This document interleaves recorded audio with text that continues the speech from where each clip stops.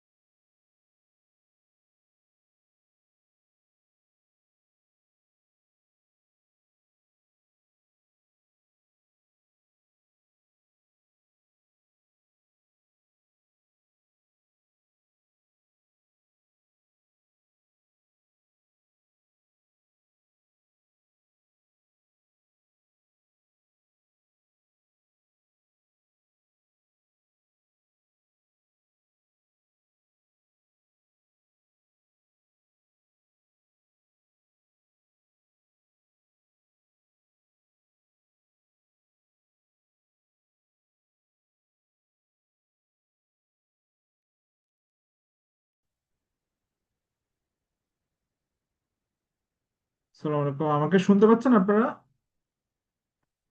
আসসালামু আলাইকুম sir. Yes sir. আসসালামু আলাইকুম স্যার, কেমন আছেন স্যার? চিকিৎসা আসসালামু আলাইকুম স্যার। ওয়ালাইকুম আসসালাম। আপনারা কততম ব্যাচ? 25। জি স্যার, 25th ব্যাচ। আপনারা কি সবাই আর্টিকেলশিপে আছেন নাকি প্রি আর্টিকেলশিপে? Sir pre periodical article. Dear everyone? Maybe আমরা পেয়ারি দিচ্ছি হয়তো স্যার কিছু বাদে আছে। আর্টিকেলশিপে কোনো ফার্মে এঙ্গেজ আছেন এমন কেউ আছেন?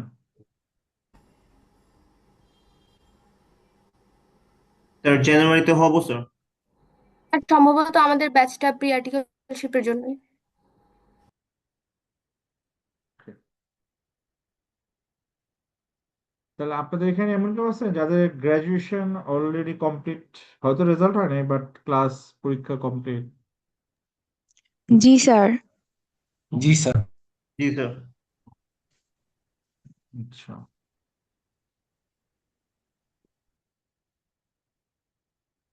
আপনাদের ভিতরে ইন্টারমিডিয়েট বা এ লেভেলস করা কেউ আছেন?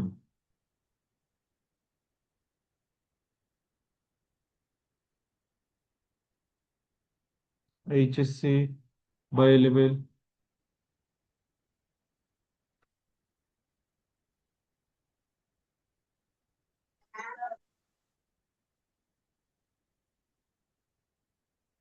সবাই তো এইচএসসি করি গ্রাজুয়েশনে ভর্তি হয়েছেন নাকি? জি স্যার। জি স্যার। তো সবাই অ্যান্সার হ্যাঁ তো হওয়া দরকার ছিল, কিন্তু এমন কেউ আছেন যারা এ লেভেল করে আসছেন, গ্রাজুয়েশনে ভর্তি হন নাই, শুধু সিএটাই করতেছেন?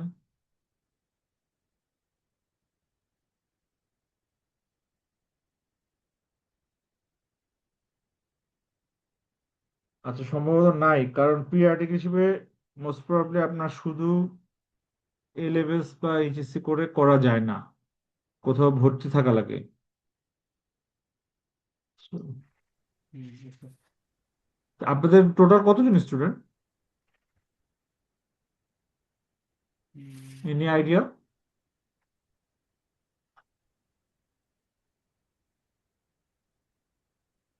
না স্যার। জি স্যার।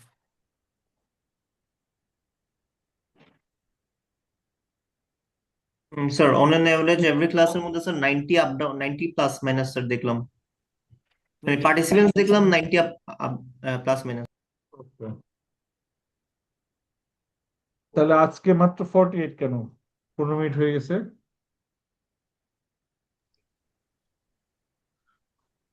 স্যার এমআই কোর্সে মনে হয় বেশিরভাগ এনরোল করেনি, শুরুতে সবাই ওই অ্যাসুরেন্স এর দিকে মনে হয় এনরোল করছে। আচ্ছা আচ্ছা, না না না না, আপনি যেহেতু অন্যান্য ক্লাসে 90 প্লাস থাকে প্লাস মাইনাস, তার মানে তো এনরোল করছে, কিন্তু এখন নাই আর কি। আচ্ছা, আপনাদের এমআই এর কি আগে কোনো ক্লাস হয়েছে না আজকেই ফার্স্ট ক্লাস? আজকেই ফার্স্ট স্যার। আজকে ফার্স্ট ক্লাস। ওকে।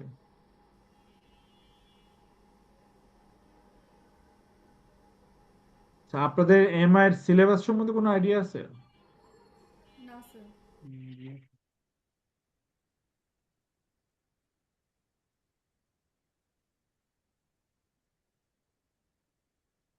আপনাদের অন্য কোনো সাবজেক্ট বা সি এর সিলেবাস সম্বন্ধে কোনো আইডিয়া আছে? আপনাদের কালেকশনে আছে সি এর সিলেবাসটা?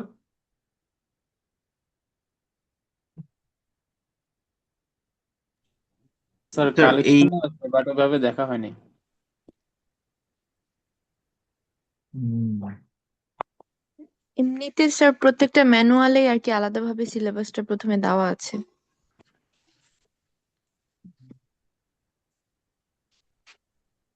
হ্যাঁ দেওয়া আছে, কিন্তু একদম ডিটেলস দেওয়া নাই, যেটা আইসিবি পড়ে ওটা তো বইয়ের পার্ট হিসেবে আছে। হ্যাঁ, আচ্ছা।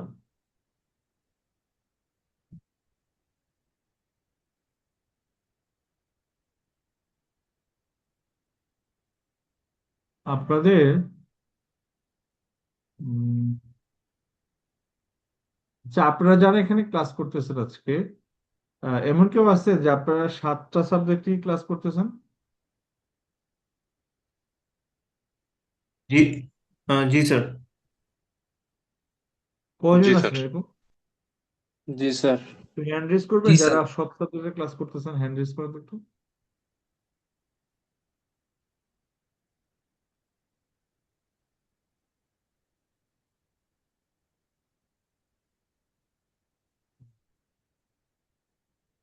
দুইজন।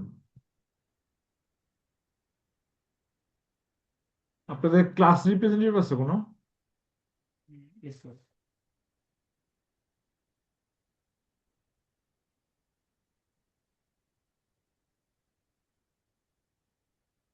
আপনাদের কি কোনো ক্লাস রিপ্রেজেন্টেটিভ আছে? ইয়েস স্যার, আছে স্যার। জি স্যার। জি স্যার, আমি আছি মোহাম্মদ বিজয় ইসলাম। সিআর আপনি একা? জি স্যার, আমরা বিজয় আপনি একা? জি স্যার, হাসিবুর রহমান আছে। আমাদের টোটাল চার চার পাঁচজন মতো আছে স্যার, আর সবাই হয়তো আজকে অ্যাক্টিভ নেই মনে হচ্ছে স্যার। আমি আপনার কথা শুনতে পাইনি বিজয়। হুম, স্যার আমাদের ক্লাস রিপ্রেজেন্টেটিভ চারজন আছে স্যার, অলরেডি চারজন অ্যাক্টিভ থাকি আমরা। আর আজকে হচ্ছে আমি আছি, মোহাম্মদ বিজয় ইসলাম, আর হাসিবুর রহমান আছে স্যার, দুইজন অ্যাক্টিভ আছে। আচ্ছা।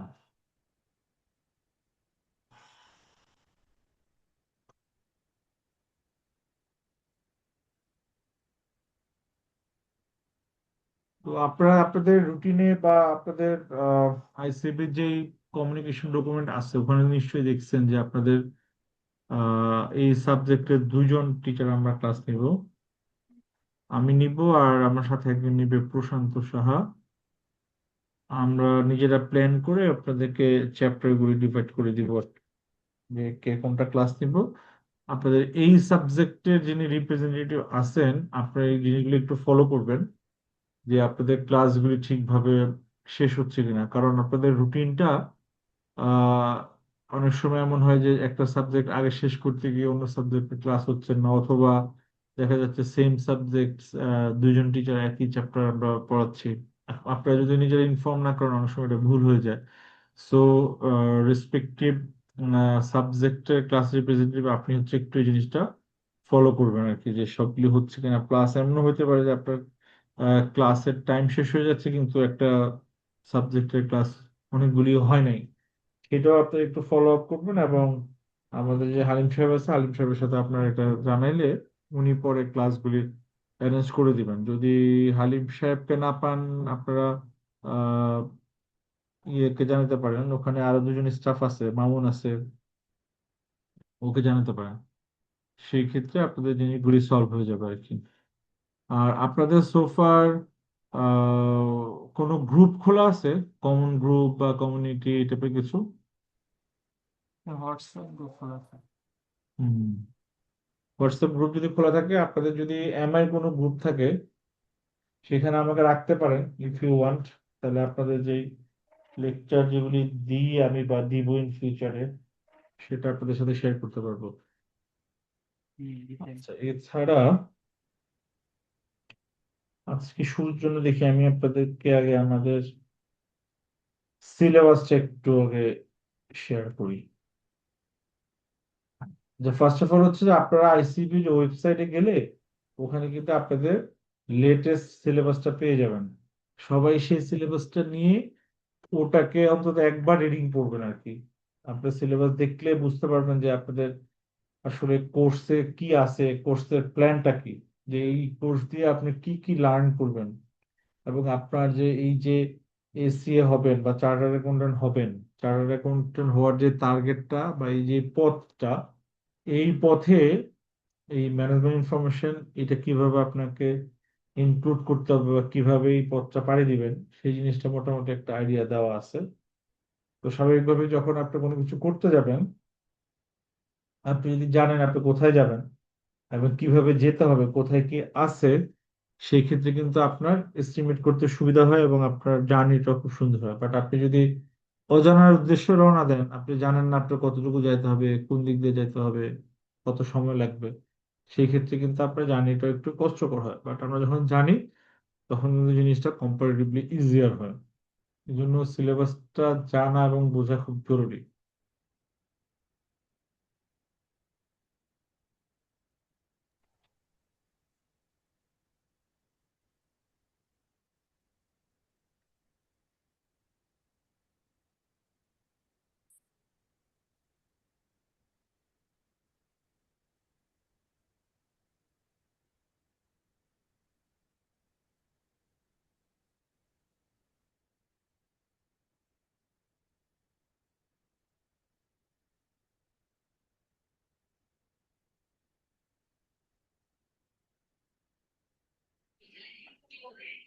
সালাম আলাইকুম স্যার।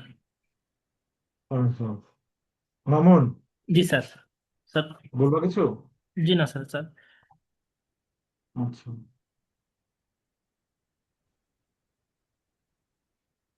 হুম।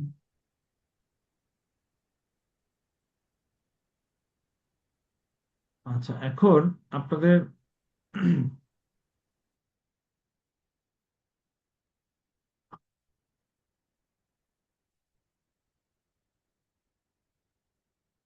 দেখেন, আপনাদের এমআই তে টোটাল 11টা চ্যাপ্টার আছে। যদি আপনারা আমার এই স্লাইডের একদম রাইট সাইডে যে কলামটা আছে সেখানে খেয়াল করেন, দেখেন 11টা চ্যাপ্টার আছে, 1 থেকে 11। আপনাদের সিলেবাসের প্রয়োজন অনুযায়ী এই চ্যাপ্টার গুলিকে ভাগ করা হচ্ছে আপনার 4 ভাগে, 1 2 3 4। এরিয়াটা কি, কস্টিং এন্ড প্রাইসিং একটা ভাগ করা হয়েছে, বাজেটিং এন্ড ফোরকাস্টিং একটা ভাগ করা হয়েছে, performance management and management information operation এটা একটা ভাগ, আর ম্যানেজমেন্ট ডিসিশন মেকিং, এই 4টা ভাগে ভাগ করা হয়েছে। এবং ফরচুনেটলি এই 4টা ভাগে কিন্তু আপনার ভ্যালুও সমান, মানে ওয়েট সমান। এই যে ওয়েট সমান, এর মানে হচ্ছে আপনার পরীক্ষা যে প্রশ্ন আসবে এই 4টা ভাগ থেকে সমান ওয়েটের প্রশ্ন আসবে। এক সময় একটা পরীক্ষা হলে 25 25 25 করেই আসবে। তবে অনেক সময় প্রশ্নের ভ্যালুর কারণে আপনার একটু এদিক ওদিক হইতে পারে, বাট এটা কখনোই 20%-এর নিচে কখনো আসবে না, আবার 30%-এর উপরেও কখনো আসবে না। ঠিক আছে?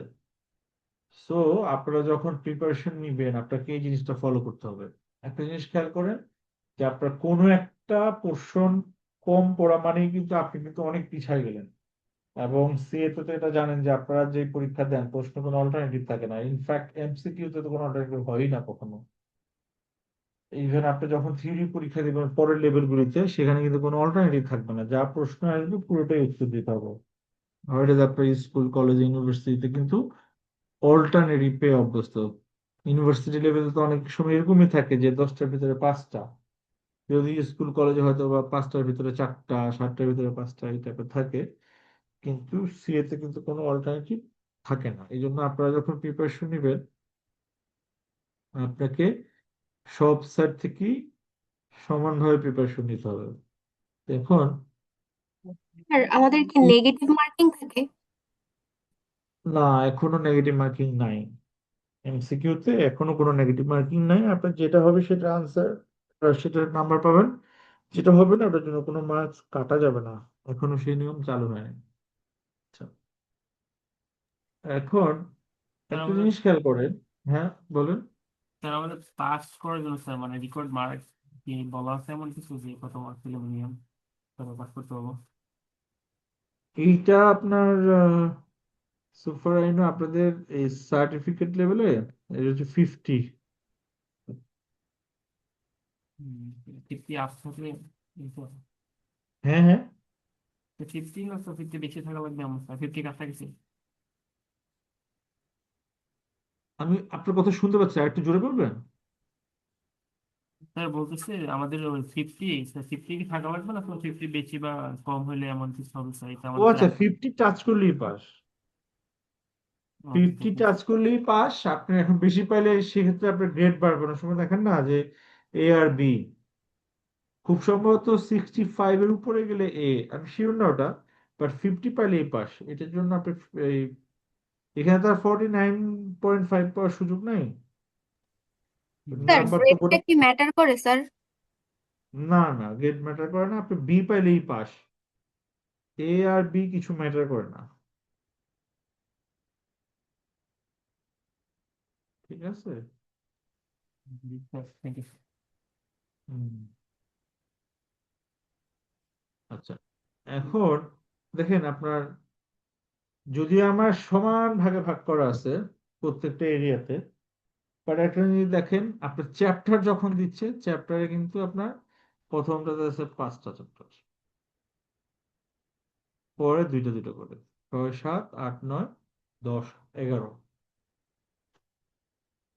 এখন আপনার প্রথম যে চ্যাপ্টারগুলি আছে এগুলি হচ্ছে যে আপনারা আপনাদের যে যে বিবিএমবিএ করতেছেন বা ধরেন পড়বেন সামনে, বা ধরেন আপনি ইন্টারমিডিয়েটে যখন পড়ছেন, এ লেভেলে যখন পড়ছেন, তখন আপনার অ্যাকাউন্টিং রিলেটেড যে কোর্সগুলি ছিল বা ফাইন্যান্স রিলেটেড যে কোর্সগুলি ছিল, সেইখানে যেই টপিকগুলি পড়ে আসছেন মোটামুটি সেই টপিকগুলি দিয়েই কিন্তু আপনার এই পুরা সিলেবাসটা সাজানো। হয়তো বা কিছু কিছু নতুন কিছু জিনিস আসবে, কিছু আপডেটেড জিনিস আসবে, এরকম। এখানে এমন কিছু আপনি পাওয়া খুব ডিফিকাল্ট যে আপনি এটা কখনো শুনেন নাই। সো ইন দ্যাট কেস আপনার আসলে ওই পরিচিতিটা অলরেডি আছে। আপনাদের এখানে কেউ আছেন যে সায়েন্সের, কমার্সের পড়েন নাই, বা ধরেন এই অ্যাকাউন্টিং ফাইন্যান্স এগুলি কখনো দেখেন নাই? স্যার আমি আছে? আছি। জি স্যার স্যার। আমিও আছি। এসএসসি আচ্ছা ইউপিএসসি পুরোটাই সায়েন্স স্যার। আচ্ছা। তো এখানে আপনাদের জন্য যারা সায়েন্সের, তাদের জন্য একটা মানে গুড নিউজ হচ্ছে যে এই কোর্সটা এমন যে এখানে আসলে সরাসরি অ্যাকাউন্টিং কিছু নাই। এই যে জার্নাল, আমাদের ডেবিট ক্রেডিট, এই যে জিনিসগুলি শুনেন আপনারা, সেরকম কিছু নাই। এই কোর্সটাতে যেটা আছে সে সবই হচ্ছে আপনার কমন সেন্সের বিষয়। আপনাদের দৈনন্দিন জীবনে এগুলি আপনারা অ্যাপ্লাই করেন বা অ্যাপ্লাই করতে দেখেন আরেকজন করে, একদম কমন জিনিস। ঠিক আছে, সো এই কোর্সে অন্তত আপনাদের ভয়ের কিছু নাই। একদম পিওর অ্যাকাউন্টিং যেগুলি আছে, ফাইন্যান্স ট্যাক্স যেগুলি আছে, সেগুলি তো হয়তো বা আপনি হালকা স্ট্রাগল করতে পারেন, বাট এই ম্যানেজমেন্ট ইনফরমেশন এই কোর্সে আপনাদের সেই ভয়টা নেই। এখন দেখেন, আমার এই যে কস্টিং এন্ড প্রাইসিং, এই কস্টিং এন্ড প্রাইসিং এ আমার লার্নিং অবজেক্টিভ, লার্নিং অবজেক্টিভটা কি? Identify the cost associated with the production of products and provision of service and use them to determine price। তার মানে আমার কস্টিং করব এবং সেটা প্রাইসিং করব। এই 5টা চ্যাপ্টারে আমি আমার একটা প্রোডাক্টের বা একটা সার্ভিসের কস্টিংটা কিভাবে হবে সেই জিনিসগুলো নিয়ে আলোচনা করব, এবং এটার দাম কত হবে সেই জিনিসটা আমরা শিখব। এই লার্নিং অবজেক্টিভ নিয়ে আমার চ্যাপ্টার 1 থেকে 5 চলে যাবে। সেকেন্ড এসে যোগ বলতেছে বাজেটিং এন্ড ফোরকাস্টিং। সেখানে কি শিখবো আমরা? লার্নিং অবজেক্টিভ 2 হচ্ছে select appropriate budgeting approach and method and prepare budget. আমার অনেকগুলি বাজেটিং অ্যাপ্রোচ বা মেথড আছে। আমি আমার জন্য বা আমার অর্গানাইজেশনের জন্য বা আমার কোম্পানির জন্য একটা অ্যাপ্রোপ্রিয়েট মেথড এবং অ্যাপ্রোচ আইডেন্টিফাই করব, করে সেটা অনুযায়ী আমরা প্রিপেয়ার করব। আই হোপ এই সিম্পল যেটা অবজেক্টিভ আপনারা বুঝতে পারছেন। এবং এই জিনিসটা হচ্ছে আমাদের 6 এবং 7 এই 2 চ্যাপ্টারে পাবো। থার্ড যেটা performance management and management information operation, এইটা লার্নিং অবজেক্টিভ আছে 3টা। নাম্বার 1 এ আছে identify key features of effective performance management system. আমি পারফরমেন্স ম্যানেজমেন্ট করতে গেলে আমাকে প্রথমে এই পারফরমেন্স ম্যানেজ করা বা পারফরমেন্স মেজার করার একটা সিস্টেম লাগবে। এখন ওই সিস্টেমটা কি ফিচার, মানে কি বৈশিষ্ট্য থাকলে আমি বলবো ওই মেজারমেন্ট টুলটা ভালো, সেই জিনিসটা আমরা এখানে শিখবো। লাইক ধরেন যে আপনার, আমরা যখন মেডিকেল টেস্ট করাই, এমআরআই করাই, সিটি স্ক্যান করাই, এক্স রে করাই, এখন এক্স রে করানো তো দরকার হচ্ছে আমার রোগ আইডেন্টিফাই করার জন্য। এখন এটা কিভাবে করব সেটা তো একটা সিস্টেম থাকা লাগবে। আমি যদি সিটি স্ক্যান করাই, আমার ডায়াগনোসিস হবে এক ধরনের। আমি যদি এমআরআই করাই তাহলে হবে এক ধরনের। যদি আমি জাস্ট নর্মাল এক্স রে করাই তাহলে হবে এক ধরনের। তো দেখেন এই যে জিনিসটা একই, মানে আপনার মোটামুটি একই সিস্টেমে করে, কিন্তু 3টা প্রসেস আলাদা, 3টা পার্সপেক্টিভ আলাদা, এবং 3টা অ্যাপ্রোচ আলাদা। তো এখন কি থাকলে আপনারা একটা সিস্টেমকে ভালো মেজারমেন্ট টুল বলতে পারেন, সেটা আমরা শিখবো 4 নম্বরে। এই যে অ্যাপ্রোপ্রিয়েট পারফরমেন্স মেজার্স, সেটা আমি সিলেক্ট করব। এখন এখানে যখনই শব্দটা আসতেছে সিলেক্ট, তার মানে সেখানে আমার অনেকগুলো জিনিস থাকবে, অনেকগুলো অপশন থাকবে, সেটা থেকে যেটা অ্যাপ্রোপ্রিয়েট সেটা আমি সিলেক্ট করব। এবং অ্যাপ্রোপ্রিয়েট রং না, তার মানে আমার যে 1 2 3 থাকবে তিনটাই ভালো, কিন্তু আমার জন্য কোনটা ভালো সেটা আমরা করব। তার মানে আমি প্রথমে শিখতেছি যে একটা মেজারমেন্ট প্রসেসের বৈশিষ্ট্যগুলি কি হবে, দ্বিতীয়ত শিখবো যে আমার অ্যাপ্রোপ্রিয়েট পারফরমেন্স মেজারটা সিলেকশন করা, এবং 3 নাম্বারটা যেটা হচ্ছে calculate difference between actual performance and standard of budget. তার মানে এই যে আমি পারফরমেন্স ম্যানেজমেন্ট করব, পারফরমেন্স ম্যানেজমেন্ট করার লাস্ট ধাপ আমি অ্যাকচুয়াল এবং আমার বাজেট বা প্ল্যানকে কম্পেয়ার করে সেটাকে কিভাবে অ্যানালিসিস করবো এটা আমরা শিখব। তাহলে পারফরমেন্স ম্যানেজমেন্ট বা ম্যানেজমেন্ট ইনফরমেশন অপারেশন, এই যে 3টা লার্নিং অবজেক্টিভ আছে, এইটাতে কি কারো কোনো প্রশ্ন আছে? No, sir. ওকে, এরপরে লাস্টলি যেটা আছে ম্যানেজমেন্ট ডিসিশন মেকিং। আমি সিদ্ধান্ত নিব, এখানে কি শিখবো, identify and calculate relevant data for using management decision making. এখানে আপনার কাছে কিছু ক্যালকুলেশন শিখতে হবে, সেটা হচ্ছে ম্যানেজমেন্ট ডিসিশন মেকিং এ ইউজ হয়। মানে এই জায়গায় কিন্তু ডিসিশন মেক করবেন না, ডিসিশন মেক করতে গেলে যে যে ইনফরমেশন লাগে সেগুলি আমরা আইডেন্টিফাই করা মেজার করা শিখবো। এবং ফাইনালি আমরা ডিসিশন নিব ফলোইং ইথিক্যাল গাইডেন্স। আমি এত কিছু করার পর একটা সিদ্ধান্তে যাব, বাট এখানে যেটা ইথিক্স কে আনছে, রিজন ইজ দ্যাট মানে ইথিক্সটা যাতে আপনার মাইন্ডে সব সময় থাকে। ইথিক্সটা কখনোই আন্ডারমাইন করা যাবে না, ইথিক্স কে ওভারটার্ন বা ওভারলুক করা যাবে না। Ethics is must. আপনার জন্য প্রফিটেবল কিন্তু ইথিক্স নাই, সেটা কিন্তু হবে না, সেই সিদ্ধান্ত নিলে হবে না। এবং সিম্পল হিসাব মনে করেন, আপনার এমন একটা ডিসিশন মেকিং আসছে, একদম চোখ বন্ধ করবো এটা প্রফিটেবল, এটা কিন্তু এটা ইথিক্যাল হয় না, সেক্ষেত্রে কিন্তু আপনি পরীক্ষায় মার্কস পাবেন না। ঠিক আছে, তাহলে আপনারা মোটামুটি আপনাদের লার্নিং অবজেক্টিভটা বুঝতে পারছেন কিনা? Yes, sir. আচ্ছা, জি স্যার। এখন দেখেন জি স্যার। এই এইখানে আমার তাহলে এই যে আমার আহ 4 5টা এই যে 4টা ক্যাটাগরি আমার, এই একটা, এই একটা, 8 9 10 11, এইখানে আপনারা কিন্তু কোনো কিছু মিস করা যাবে না। এমআই এর একটা ভালো করার একটা উপায় হচ্ছে এমআই অনেক প্র্যাকটিস করতে হয়।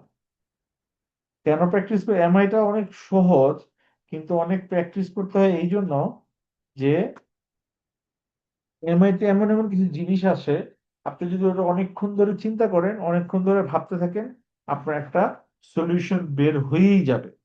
কিন্তু পরীক্ষা হলে যেহেতু আপনার সময় কম থাকে, সেক্ষেত্রে অনেক দ্রুত সলিউশনটা পাওয়ার জন্য বা অনেক দ্রুত কমপ্লিট করার জন্য আপনাকে প্র্যাকটিস করতে হবে। আর প্র্যাকটিস করলে আপনি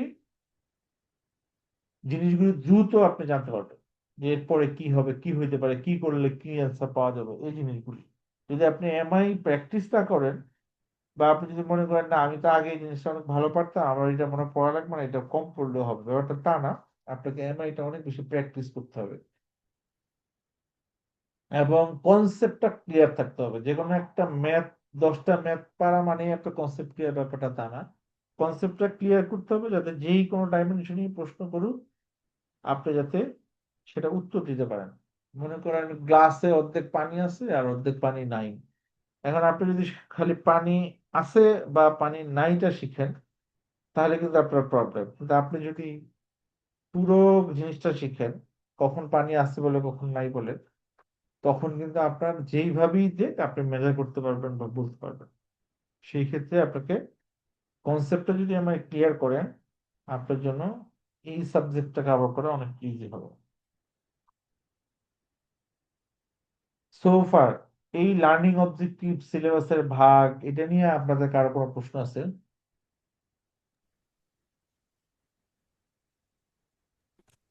স্যার নো স্যার। না স্যার। আচ্ছা,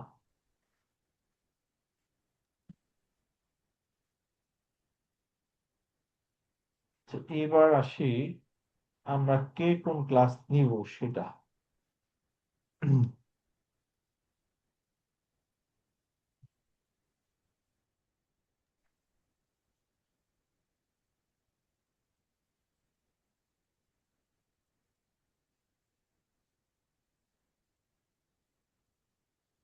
আচ্ছা, আপনাদের চ্যাপ্টার 1 2 3 4 5, ঠিক আছে? 1 2 3 4 5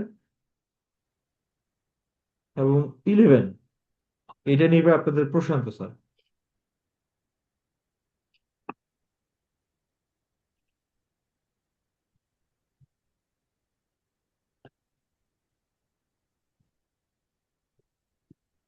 Yes, sir. 1, 2, 3, 4, 5. হ্যাঁ, 1 2 3 4 5 and 11। আর বাকি যেগুলি আছে 6 7 8 9 10, এই 5টা নিব হচ্ছে আমি, ঠিক আছে? Yes, sir.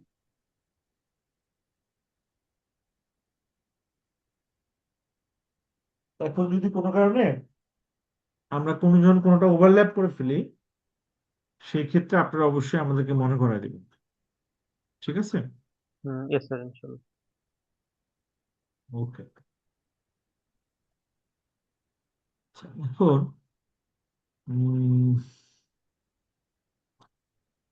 আপনারা যারা সায়েন্স থেকে আসছেন বা এই সাবজেক্টের সাথে তেমন একটা পরিচিত না, আপনারা একটু চ্যাপ্টার 1 থেকে ব্ল্যাক অ্যান্ড হোয়াইট পোর্শনটা, দ্যাট মিনস পুরো বইয়ের একদম শুরু থেকে এটা পড়ে ফেলুন। রিডিং পড়বেন, রিডিং পড়লে আপনারা অনেক কিছু বুঝতে পারবেন। এবং কখনোই ডাইরেক্ট কোশ্চেন সলিউশনে যাবেন না, তারপরে এক্সাম্পলে চলে যাবেন না, থিওরিটা পড়ে যাবেন, তাহলে আপনার ফিউচারের জন্য ভালো হবে। এবং মোস্ট ইম্পর্টেন্ট জিনিস হচ্ছে যে আপনাদের বইটা কিভাবে পড়বে। আপনাদের সবার কাছে বই আছে? জি sir. Yes, sir. Yes, sir. Yes, sir. বই আছে। বইটাতে আমরা যেটা করি, আমি একটু বের করি তারপরে আপনাকে কি করতেছি।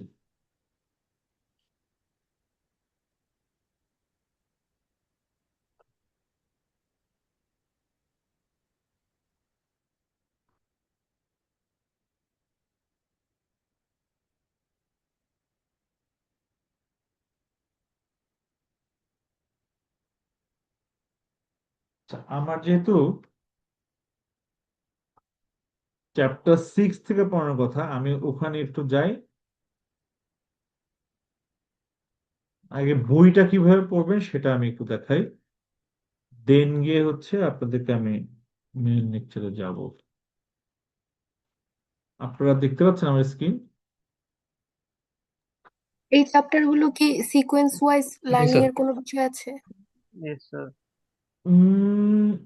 সিকোয়েন্স ওয়াইজ লার্নিং হইলে ভালো, বাট এখানে আবার এই সাবজেক্টটা এত আহামরি কঠিনও না যে সিকোয়েন্স ব্রেক করলে সমস্যা হবে। তবে একটা জিনিস হচ্ছে যে আপনি যেই চ্যাপ্টারই করতে যান, এই যে 1 থেকে 5 এই অংশটা উড বি ভেরি ইম্পর্টেন্ট। কারণ আপনাদের পুরা বই জুড়ে এই চ্যাপ্টারগুলি কিন্তু খুব কাজে লাগবে, কারণ আমাদের নিচে যে জিনিসগুলি আছে এটার উপর ডিপেন্ড করে। এবং বিশেষ করে আপনি যদি 1 2 3 না পড়েন, আপনি তো অন্যগুলি বুঝবেন না, ঠিক আছে? এবং আরেকটা জিনিস হচ্ছে, ধরেন এখানে আপনারা যেটা পাবেন, লাইক এই যে আপনার budgeting are working capital management, আপনি যদি বাজেটিংটা আগে করেন তাহলে ওয়ার্কিং ক্যাপিটাল ম্যানেজমেন্টটা পড়লে একটু সুবিধা পাওয়া যাইতে পারে, ঠিক আছে? তারপরে আবার ধরেন আপনার যদি এখানে কস্টের ফান্ডামেন্টাল গুলি জানেন তাহলে আপনার মার্জিনাল অ্যাবসর্পশন বুঝতে সুবিধা হবে। আবার ধরেন ইনভেস্টমেন্ট প্রপোজাল, এটা করতে গেলে মোটামুটি পুরো বইটারই কিছু টুকটাক আছে, বাট ওইটা এত বড় না যে আপনি একটা আগে শুরু করলে সেটা অন্যটা পারবেন না তা না। It's better. যেমন আমি যখন পড়াবো আমি একদম সিরিয়ালি পড়াবো, 5 6 7 8 9 10 এইভাবে, আমি মাঝখানে কোনো ব্রেক দিব না। আই হোপ প্রশান্ত সেভাবেই পড়াবে, সো খুব একটা সমস্যা হবে না। আর আমি পড়াইতে গেলে আপনাদের যেই জিনিসগুলি মনে করেন আগে থেকে লাগবে এখান থেকে, সেটা আমি নিজেই বলে দিব শর্ট শর্ট করে। সো আই হোপ কোনো সমস্যা হবে না, ঠিক আছে। আর যেহেতু আমরা প্যারালালি ক্লাস দেবো, আই মিন এমন না যে আমি আগে নিয়ে শেষ করব তারপরে প্রশান্ত স্যার নিবেন, তা না। উনি আর প্রত্যেক সপ্তাহেই আমাদের একটা একটা করে ক্লাস থাকার কথা।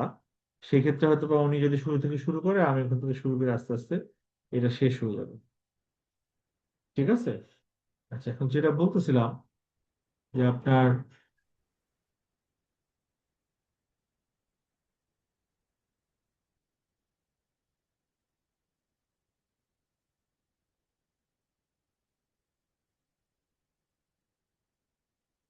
একটা মিনিট, স্ক্রিন চলে গেছে, আমি আবার খুলতেছি।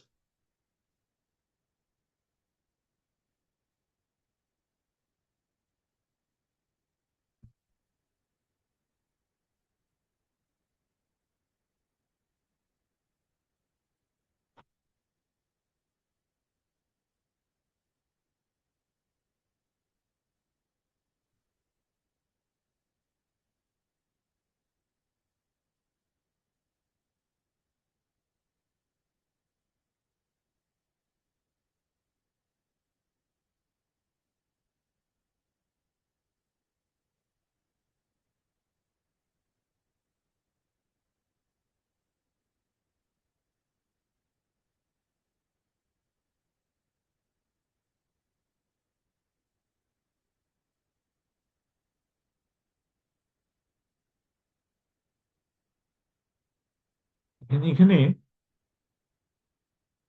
প্রত্যেকটা চ্যাপ্টারের শুরুতে আমার একটা লার্নিং অবজেক্টিভ থাকে, সিলেবাসের সাথে লিঙ্কটা কোথায় সেটা থাকে। তারপর এক্সামিনেশন কনটেক্সট, তার মানে আপনার পরীক্ষায় আপনাকে আসলে কি জিজ্ঞাসা করা হবে, কি আপনার কাছে জানতে চাওয়া হবে, এটার একটা আইডিয়া দেওয়া থাকে। এবং ওই চ্যাপ্টারটা স্টাডি গাইড, মানে কিভাবে ওই চ্যাপ্টারটা আপনি স্টাডি করবেন সেটা দেওয়া থাকে। তা এটা যেহেতু আমাদের দেখেন বাজেটিং এর চ্যাপ্টার, সেখানে আবার বলা আছে লার্নিং টপিকস, কি কি শিখবো, যে why do organisation prepare budget, a framework for budgeting, steps in budgeting preparation, master budget, forecast, alternative approach to budgeting। আমরা বলতেছিলাম না যে একটা অ্যাপ্রোপ্রিয়েট বাজেট তৈরি করা, এরকম একটা অবজেক্টিভ ছিল না আমার লার্নিং অবজেক্টিভে। তাহলে এখানে আপনাকে দেখাচ্ছে যে অল্টারনেটিভ কি কি আছে, ডাটা বায়াস এবং প্রফেশনাল স্কেপটিসিজম কি, এই জিনিসটা শেখানো হয়। তো এই জিনিসটা, এই যে দেখেন লার্নিং অবজেক্টিভ, প্রথমে আপনাকে বলতেছে এটা লার্নিং অবজেক্টিভ কি, যেটা পড়ে আমি কি শিখবো। সিলেবাসের লিঙ্কে বলতেছে you will need an understanding of how the annual budget exercise acts as step towards the um,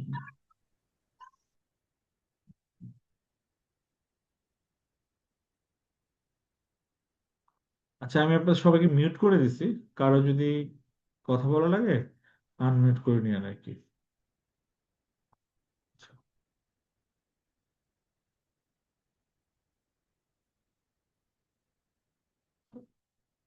so এই জিনিস, এটা হচ্ছে লিঙ্ক। আর এক্সামিনেশন কনটেক্সট কি, numerical question will be limited in scope, narrative question need to be read very carefully, particularly those that ask whether statements are true or false.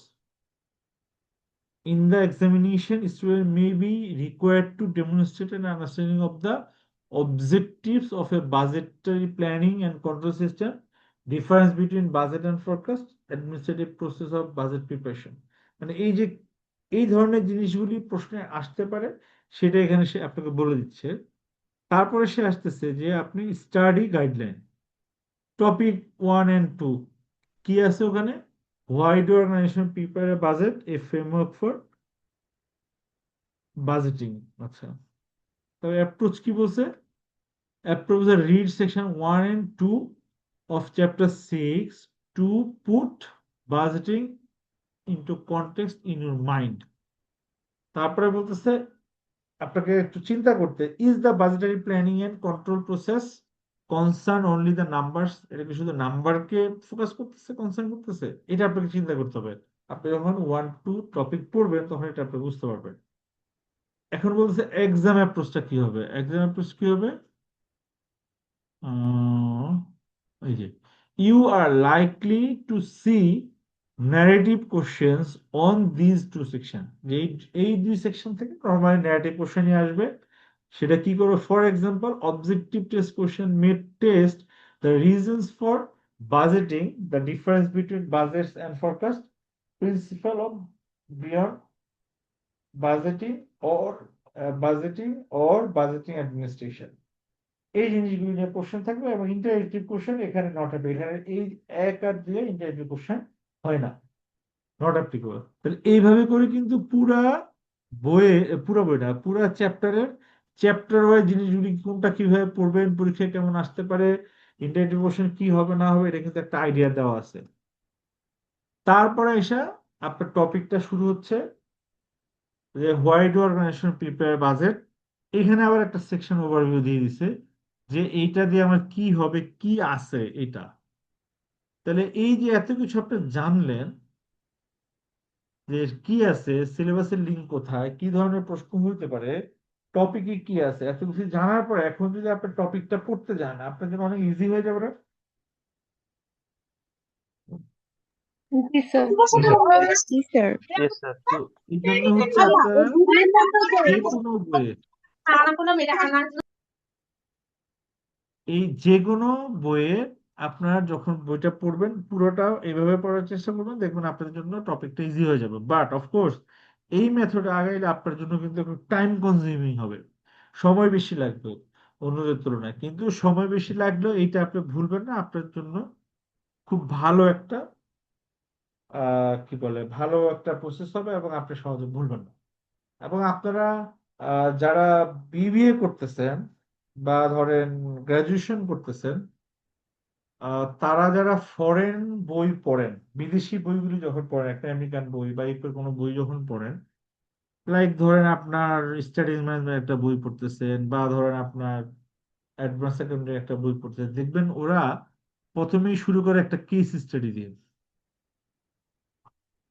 যে কোনো একটা real life ঘটনা বা একটা ঘটনা তারা এটাকে বানায়, সেটা দিয়ে শুরু করে এবং আস্তে আস্তে পুরা চ্যাপ্টারটা ওই কেস স্টাডি নির্ভর শেষ হয়।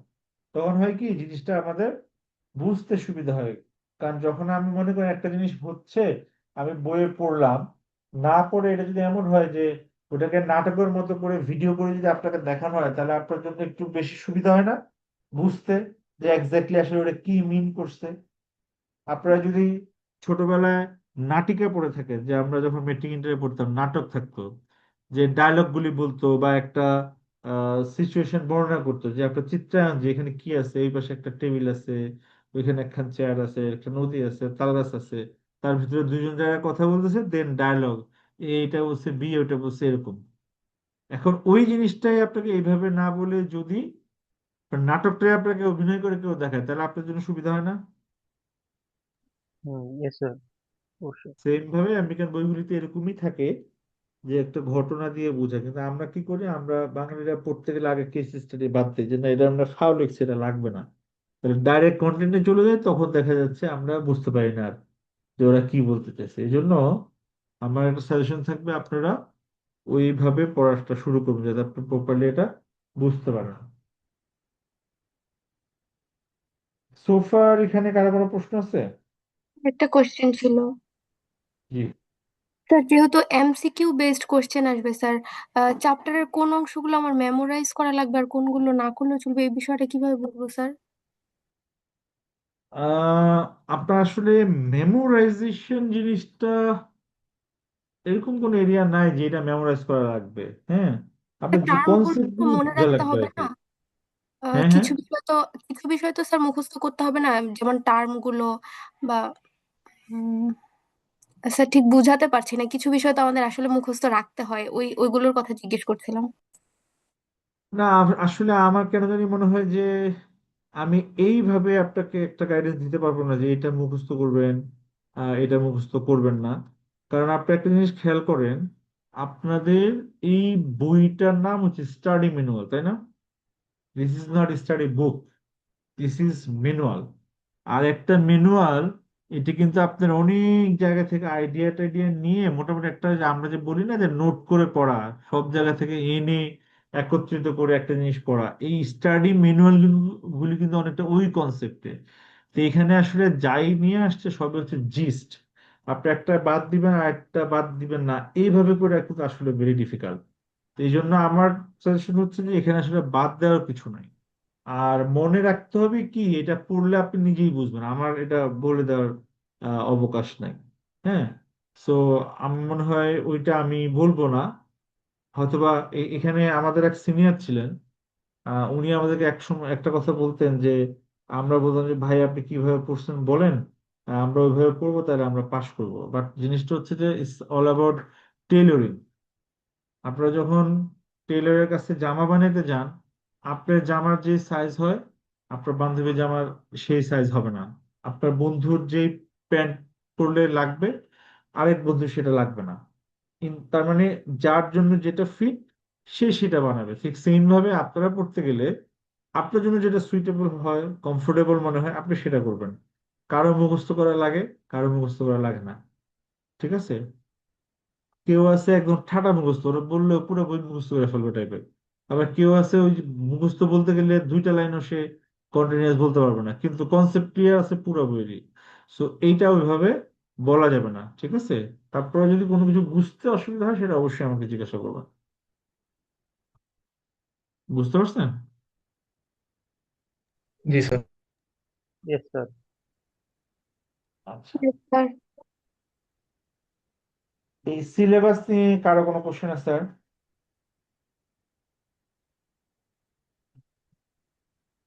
No sir. যে এখন বলেন তো আমরা কিভাবে আগাইতে পারি। আমি কি একটা চ্যাপ্টার শুরু করব, না আপনারা হচ্ছে যে একটা চ্যাপ্টার নিজের আগে একটু পড়ে আসবেন, দেন আমরা ওই চ্যাপ্টারের উপর আলোচনা করব, কিভাবে আগাইলে ভালো হয়? স্যার, প্রথমে আপনি একটু বুঝিয়ে দিলে মনে হয় বেটার হয়। জি স্যার, আপনি একটু শুরু করলে ভালো হয়। পরে আমরা হচ্ছে আপনার সিকোয়েন্স অনুযায়ী স্যার আমরা নিজেদের মতো করতে পারবো তখন স্যার। আচ্ছা, তাইলে আমি আপনাদেরকে আজকের জন্য চ্যাপ্টার 6 এর জাস্ট একেবারে খুব ব্রিফ একটা সামারি বলবো, 15-20 মিনিট বলে আজকে ক্লাস শেষ করে দিব। নেক্সট ক্লাসে আমি চ্যাপ্টার 6 পুরোটা পড়াবো, আপনাদের কাজ হবে চ্যাপ্টার 6টা পড়ে আসা। ঠিক আছে। আর এর পরের থেকে যেটা হবে যে আপনারা আগে থেকেই পড়ে আসবেন, তাহলে আমাদের জন্য সুবিধা যেটা, যেহেতু বললাম যে এখানে যে জিনিসটা আছে এটা একেবারে খুব কঠিন কিছু না, আপনারা বুঝবেন। আপনারা পড়ে আসলে দেন আপনাদের আমার কথা ধরতেও সুবিধা হবে, আপনারা আমাকে প্রশ্ন করতে পারবেন বেশি। ঠিক আছে। Okay sir. ইয়েস স্যার, ইনশাআল্লাহ।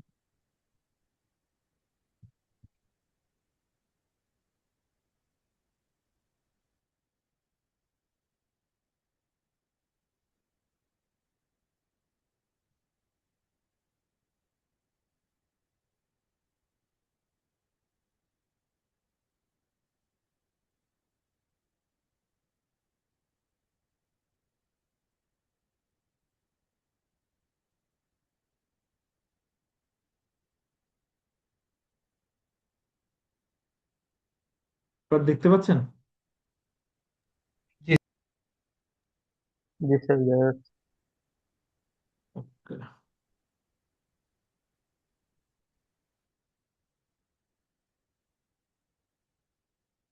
বাজেটিং এ আমার কিছু পারপাস থাকে যে আমরা কেন বাজেটিং করি। আচ্ছা, আপনারা কি বাজেট করেন নিজেরা? স্যার, অবশ্যই। যিনি অবশ্যই বলছেন, আপনি বলেন তো আপনি কিভাবে বাজেট করেন? স্যার, আমি একজন রানিং স্টুডেন্ট। আমার হচ্ছে বাসা থেকে প্রতি মাসে অ্যালাউন্স নিতে হয়, তো ওই অ্যালাউন্সটার কোন অংশটা কিভাবে খরচ করব এন্ড কোনটা কিসের জন্য অ্যালোকেশন করব, কোনটা আমার বাসা ভাড়া থাকবে বা কতটুকু টাকার মধ্যে আমার খাওয়া দাওয়া শেষ করতে হবে, কোনটা আমার হাত খরচ থাকবে, এই জিনিসটা ব্রিফলি ঠিক করে না নিলে দেখা যাচ্ছে মাস শেষের আগেই টাকা শেষ হয়ে যায়। তো ওই জন্য একটা বাজেটিং করে রাখতে হয় যে আমার এই কাজের জন্য এতটুকু টাকা আমার হচ্ছে অ্যালোকেটেড থাকবে। ওকে। আচ্ছা, মনে করেন আপনার এক মাসে অ্যাডমিশনে কিছু টাকা যাবে বা একটা স্পেশাল কোনো খরচ আছে, সেক্ষেত্রে আপনার কি করবেন? স্যার বুঝতে পারলাম না, যদি আরেকটু। আপনার তো ধরেন ফ্যামিলি থেকে রেগুলার কিছু টাকা আসে আপনার রেগুলার এক্সপেন্স বিয়ার করার জন্য। কোনো একটা মাসে আপনি স্পেশাল কোনো খরচ আছে, হতে পারে আপনার অ্যাডমিশন নিতে হবে, হতে পারে আপনার এক্সাম আছে, হতে পারে আপনার নতুন কিছু একটা ধরেন ল্যাপটপ কিনতে চান, বা ধরেন কিছু একটা কিনতে চান যেটা আপনার সবসময় লাগে না। ইন দ্যাট কেস আপনি কি করবেন? স্যার সেটা হচ্ছে প্ল্যানটা কত, মানে প্ল্যানের আগে অবশ্যই বাসায় জানাতে হবে যে হচ্ছে আমার এই মাসে বা নেক্সট মাসে এরকম একটা প্ল্যান আছে। তো এটার জন্য আমার এক্সট্রা এত পরিমাণ ফান্ড দরকার, যেমনটা সিএ তে ভর্তির ক্ষেত্রে করা হয়েছিল। Sir normal very good. Budgeting এর সময় তার কিছু মানে সেভিং রাখা হবে। আপনি কি করতেছেন, আপনার কিছু রেভিনিউ আসে কোম্পানি, কোম্পানির মতো করে যদি বলি যে আমার কিছু রেভিনিউ প্ল্যান আছে, সেই রেভিনিউ সিকিউর করার জন্য আমার কিছু এক্সপেন্স প্ল্যান আছে। আমার যদি কোনো কারণে কোনো একটা স্পেশাল এক্সপেন্ডিচার বা কোনো কারণে কোনো একটা এক্সপেন্ডিচার রেজ করে, তখন সেটার জন্য আমার একটা ব্যাকআপ ফাইন্যান্সিং প্ল্যান আছে। আমরা স্টুডেন্টরা বাবা মার কাছ থেকে নেই, কোম্পানিগুলি ব্যাংক থেকে নেয়, সিস্টার কনসার্ন থেকে নেয় বা মালিক দেয়, এরকম না অনেকটা? জি। জি স্যার। জি স্যার। বাজেট দিয়ে আমরা কি করি, ওই যে আপনি যেটা বললেন যে যদি প্ল্যান করে না রাখেন তাহলে আপনার মাস শেষের আগেই টাকা শেষ হয়ে যায়, কন্ট্রোল হয় না। সেম পারপাস, আমি যদি প্ল্যান না দিয়ে দিই, আনলিমিটেড চলতে থাকি, সেটা কন্ট্রোল করা যাবে না। তারপরে ধরেন আমাদের আরো কি কারণে বাজেট করি, এটা আমরা, আপনারা দেখলে বুঝবেন। আমি যেহেতু একটা ব্রিফ করতেছি, ডিটেল আমি বলছি না। আমরা কেন বাজেট করি সেটা আমাদের এখানে থাকবে। এরপরে আমাদের ফান্ডামেন্টালস অফ বাজেটিং, একটা বাজেটিং করতে গেলে কি জিনিসগুলি আমাকে আসলে চিন্তা করতে হয়, what are the fundamentals. Number one, managerial involvement and commitment. এটা যেহেতু বাজেট, এটা দিয়ে সারা বছর কাজ হবে, তখন আপনার এখানে ম্যানেজারিয়াল ইনভলভমেন্ট বলতে যারা কোম্পানিটা চালায় নর্মালি, তাদের ইনভলভমেন্টটা লাগবে আর কি, এবং কমিটমেন্ট থাকা লাগবে। যদি আপনি ওই যে ছোট কর্মচারী বা ছোটখাটো যারা আছে, তেমন একটা ডিসিশন মেকিং এ থাকে না, তাদেরকে দিয়ে যদি করতে চান, সেক্ষেত্রে কিন্তু সেটা আপনার প্রপার বাজেটিং হবে না। তারপরে অর্গানাইজেশনাল অ্যাডাপ্টেশন, দ্যাট মিনস আপনি যেটা করবেন সেইটা হচ্ছে অর্গানাইজেশন অ্যাডাপ্ট করে নিতে হবে।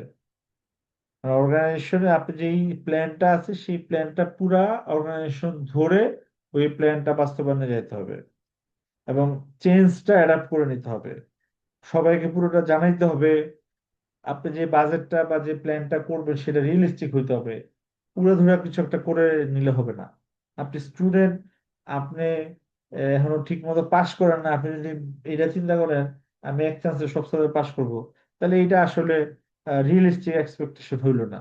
আমি এখন সাবজেক্ট পাশ করি না, তাহলে ঠিক আছে আমি একটা করে আগে পাশ করি, আগে এটা পড়ি, এইটা অনুযায়ী আমি এক্সপেকটেশন নিই, সেরকম আর কি। তারপরে ধরেন টাইমলিনেস, ঠিক টাইমে ঠিক জিনিসটা করতে হবে। আমার পরীক্ষা হলো অ্যাকাউন্টিং, পড়তেছি আমি ফাইন্যান্স, বা আমার আহ, রাতে হচ্ছে আমার ঘুমের টাইম, আমি রাতে না ঘুমায় পড়ি আর দিনের বেলা ঘুমাই, এরকম হইলে হবে না। আপনার যে কোনো জিনিস হচ্ছে টাইমলি যাইতে হবে, টাইমলি করতে হবে। ফ্লেক্সিবল অ্যাপ্লিকেশন, আমি একটা বাজেট করছি আল্লাহর নামে, এইটা আর বদলা যাবে না, বাজেট করে ফেলছি, সেটা হইলে হবে না। ফ্লেক্সিবিলিটি থাকতে হবে, আমার যদি কোনো কারণে কোনো কিছু চেঞ্জ হয় বা চেঞ্জ করা লাগে, as per plan, as per change of environment, as per change of policies, laws, rules, regulation, সেই ক্ষেত্রে আমাকে এরকম ফ্লেক্সিবল থাকতে হবে যাতে আমি ওটা অ্যাডাপ্ট করে নিতে পারি। ইন্ডিভিজুয়াল অ্যান্ড গ্রুপ রিকগনিশন, ভালো কাজ করলে তাকে রিকগনাইজ করতে হবে, সেটা ইন্ডিভিজুয়ালও হইতে পারে, টোটাল গ্রুপও হইতে পারে। ফলো আপ, বাজেট করে দিয়ে বসে থাকবেন, বছর শেষে বললাম কি করছো আসো এবার, হবে না। আপনাকে মাঝখানে মাঝখানে ফলো আপ করতে হবে যে আমি যেটা বলছিলাম সে সেভাবে করতেছে কিনা, সে অন ট্র্যাক আছে কিনা। যেমন ধরেন আপনারা যদি ফার্মে কাজ করতেন, একটা জিনিস বুঝতে পারতেন, আপনার যখন কোনো ক্লায়েন্টে কাজ করতে যাইতেন, আপনার সিনিয়র আপনাকে একটা প্ল্যান দিয়ে দিত বা একটা ইনস্ট্রাকশন দিয়ে দিত, সে কিন্তু আবার ডে টু ডে বা একদিন পর পর বা প্রত্যেক সপ্তাহে আপনার সাথে বসতো যে আপনি ঠিক ট্র্যাকে আছেন কিনা, ঠিকভাবে করতেছেন কিনা, এই জিনিসটা কিন্তু সে দেখতো। এরপরে ধরেন বাজেট আর ফোরকাস্টের পার্থক্যটা আমরা দেখবো এখানে।